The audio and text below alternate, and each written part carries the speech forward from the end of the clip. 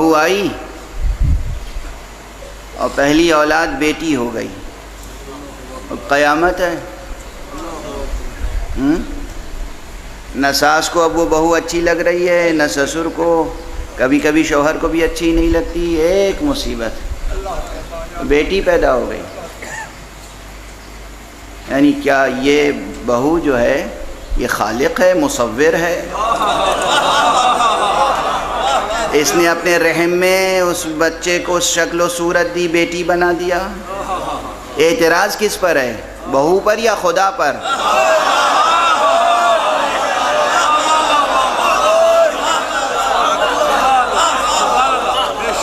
کس پر اعتراض ہے؟ غیرت نہیں آتی، اندازہ نہیں ہوتا کہ اس طرح کی باتیں موجب شرک و موجب کفر ہیں۔ آپ سمجھتے ہیں یہ سماجی مسائل ہیں، یہ گھریلو مسائل ہیں، یہ معاشرتی مسائل ہیں، ان کا دین و اصول دین سے تعلق نہیں ہے۔ بیٹی کی ولادت کی بنا پر بہو سے نفرت کرنا شرک ہے، کفر ہے، گناہ کبیرہ ہے، خلاف تقاضا توحید ہے، رضا الہی اور مشیت حق سے ٹکرانا ہے۔ اللہ نے جو اختیار کیا اس کو ناپسند کرنا ہے۔ اللہ نے پسند کیا کہ آپ کے ہاں بیٹی پیدا ہو، آپ ناپسند کر رہے ہیں۔ کس نے پسند کیا؟ المصورو کس کا نام ہے؟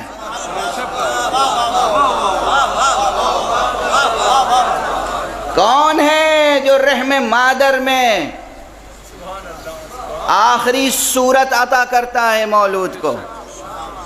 حق سبحانہ و تعالی، وہ ہے مصور، دست قدرت کام کرتا ہے۔ اس نے پسند کیا، اس نے اختیار کیا کہ آپ کے یہاں بیٹی پیدا ہو۔ آپ ناپسند کر رہے ہیں، نفرت کر رہے ہیں، تو کس کی پسند کو ٹھکرا رہے ہیں؟ ایک طرف خدا کی پسند کو ٹھکرا رہے ہیں، دوسری طرف ایک خدا کی بندی، ایک کنیز خدا پہ ظلم کر رہے ہیں، ظلم کر رہے ہیں، اور پھر چاہتے ہیں زندگی میں رونق پیدا ہو۔ اب سمجھتے ہیں کہ گھروں میں نحوستیں کیوں برستی ہیں، معاشرے میں نحوستیں کیوں آتی ہیں، بے برکتی کیوں پیدا ہوتی ہے؟ یہ مسائل رہے ہیں، ہر دور میں رہے ہیں۔ اس لیے پیغمبر اکرم صلی اللہ علیہ وآلہ وسلم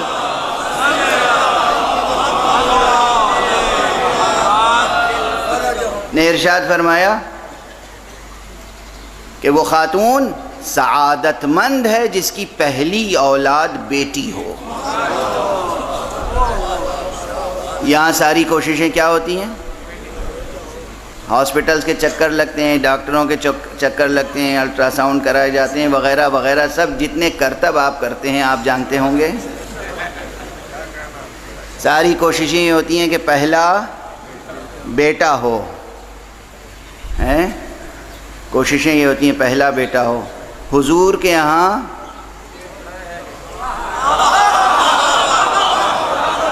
حضور کی نسل مبارک، حضور کی ذریت طیبہ کس سے چلی؟ بیٹی سے۔ اکثر دیکھا گیا ہے کسی گھر میں دو بھائی ہوں، کسی کا بیٹا ہو، کسی دوسرے بھائی کی بیٹی ہو۔ اب وہ جس کی بیٹی ہوتی ہے بیچارے کا چہرہ جو ہے بجھا بجھا سا رہتا ہے، جس کا بیٹا ہے وہ بہت خوش رہتا ہے، اور عجیب عجیب نفسیاتی پیچیدگیاں پیدا ہوتی ہیں، اخلاقی پیچیدگیاں پیدا ہوتی ہیں، عجیب عجیب الجھنیں اور گھٹن کا ماحول پیدا ہوتا ہے۔ کسے معلوم ہے کہ کل یہ بیٹا لائق ہوگا یا نالائق، اور کسے معلوم ہے کہ یہی بیٹی کہیں کوثر نہ بن جائے۔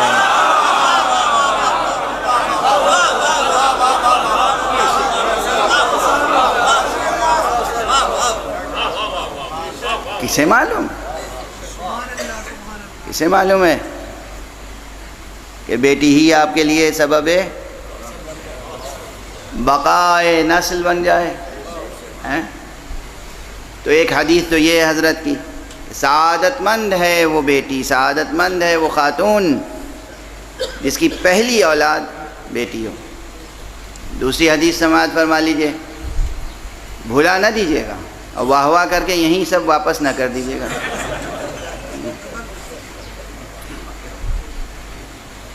حضرت نے ایک مرتبہ فرمایا یہ روایت مختلف طرق سے آئی ہے اور مختلف تعداد کا ذکر ہے۔ فرمایا کہ اگر اللہ نے کسی کو 4 بیٹیاں دی ہوں، ایک روایت میں 3 بیٹیاں دی ہوں، اور چاروں یا تینوں بیٹیوں کی اچھی تربیت کرے، نیک تربیت کرے، پروان چڑھائے اور انہیں اپنے گھر سے باعزت، بآبرو، عفت و عصمت کے ساتھ ان کے شوہروں کے گھر پہنچائے، تو روز قیامت بلا حساب و کتاب اللہ اسے جنت میں بھیج دے گا۔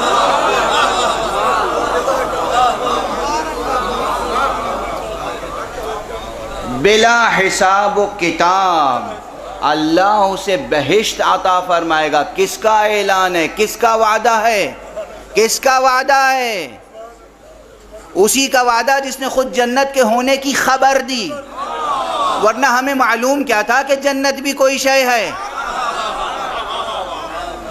خدا کے ہونے کی خبر جس نے دی، جنت کے ہونے کی خبر جس نے دی، جہنم کے ہونے کی خبر جس نے دی، جس نے جنت کی راہیں دکھائیں، وہ وعدہ کر رہا ہے اگر کسی کے پاس 3 بیٹیاں یا 4 بیٹیاں ہوں اور وہ اچھی تربیت کر کے انہیں پاک دامنی کے ساتھ، عصمت و عفت کے ساتھ، علم و ادب کے ساتھ، دین و دیانت کے ساتھ، تہذیب و ثقافت کے ساتھ انہیں تربیت کر کے اور ان کے شوہروں تک پہنچا دے، گھر سے شوہر کے گھر تک پہنچائے، یہ اتنی بڑی عبادت و ریاضت ہے کہ بلا حساب و کتاب بہشت میں خدا بھیج دے گا۔ آپ سمجھے، آپ خانقاہ میں اگر میں بیٹھا رہوں، اپنی بات کر رہا ہوں کسی اور کی نہیں، خانقاہ میں بیٹھا رہا ہوں، نہ شادی کیا نہ بیاہ کیا، اور نچھاور کے پیسے اور نظر کے پیسے اور جناب والا کیا کیا کہتے ہیں اسے، نذرانے چلے آ رہے ہیں، چڑھاوے چلے آ رہے ہیں، اور بغیر محنت کے روٹی مل رہی ہے، پیسہ پسینہ بہانے کی کوئی ضرورت ہی نہیں محسوس ہوتی، امت ہے، اور جناب والا پیر عقیل الغروی صاحب کا، ابے اپنے ہی کو کہہ رہا ہوں، آپ کیوں میرے سامنے ہی ہنس کے میرا مذاق اڑا رہے ہیں؟ تھوڑا تو لحاظ کیجئے۔ روزی روٹی چل رہی ہے اور خوب تعیش کے ساتھ، تعیش کے ساتھ، عیش و عشرت کے ساتھ۔ یہ پیر عقیل الغروی صاحب کا کتنا حساب ہوگا آپ کو اندازہ نہیں ہے، لیکن وہ شخص جو محنت کر رہا ہے، مزدوری کر رہا ہے، اٹھتے بیٹھتے جسم میں درد ہو رہا ہے، پاؤں میں زخم ہے، ہاتھ میں زخم ہے، چھالے پڑ رہے ہیں، گھٹے پڑ رہے ہیں، اور پھر گھر آتا ہے اور بیوی کی ڈانٹ بھی سنتا ہے، اور پھر بیوی کی تسلی خاطر اور تشفی خاطر کے لیے بیوی کو بھی خوش کرتا ہے، بچوں کی نگہداری کرتا ہے، تربیت کرتا ہے، کبھی بچوں کا قہر سنتا ہے، کبھی بچوں پہ قہر کرتا ہے، پھر قہر کرنے کے نتیجے میں پھر اپنے آپ پہ قہر کرتا ہے۔ آئے بلا وجہ ہم نے بچوں پہ غصہ کیا، بچوں کا کیا قصور تھا، اپنی تھکن ہم نے بچوں پہ اتار دی۔ یہ جو ریاضت ہے، یہ جو مصائب سے گزرنا ہے، یہ اولاد کی تربیت کی ریاضت، یہ عبادت، یہ محنت، یہ ابتلا، یہ آزمائش، اس کا اجر و ثواب اتنا ہے، اگر ہر مرحلے پر اللہ کا لحاظ رکھا گیا ہے تو اس کا اجر و ثواب اتنا ہے کہ بے حساب و کتاب۔ بہشت،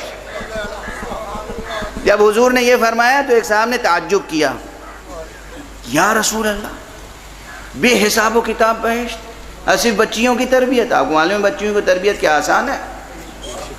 اور جب انہوں نے تعجب کیا، کہا 3 نہیں 2 بچیوں کی تربیت بھی کوئی کرے تو بے حساب و کتاب جنت میں جائے گا۔ کہا یا رسول اللہ، کہا 1 بیٹی کی تربیت بھی اگر کوئی کرے تو بے حساب و کتاب جنت میں جائے گا۔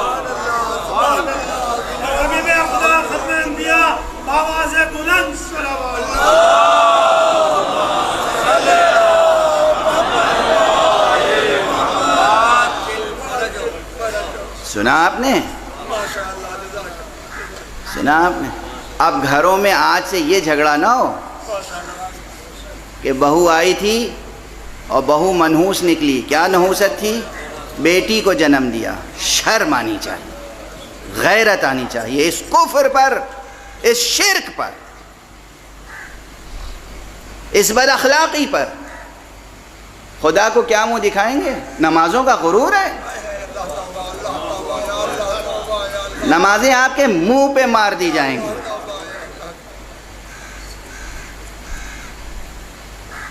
روزے اور حج کا غرور ہے، اللہ کا ہر حکم اور ہر فیصلہ قبول کیا جائے۔